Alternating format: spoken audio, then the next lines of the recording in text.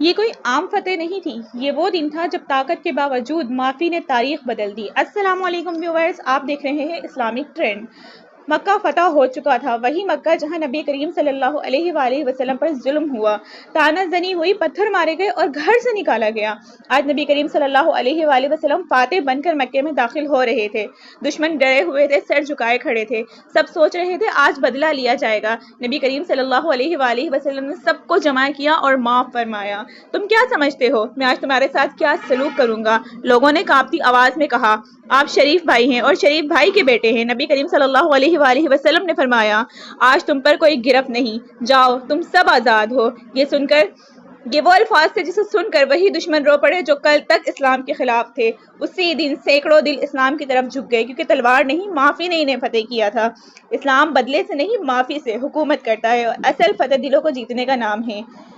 تو گائز، اگر آپ کو ہماری ویڈیو پسند آتی ہے تو ویڈیو کو لائک کریں، ہمارے چینل کو سبسکرائب کریں اور شیئر کریں اور ہمیں کمنٹ ضرور کریں۔ ملتے ہیں نیکسٹ ویڈیو میں، تب تک کے لیے اللہ حافظ۔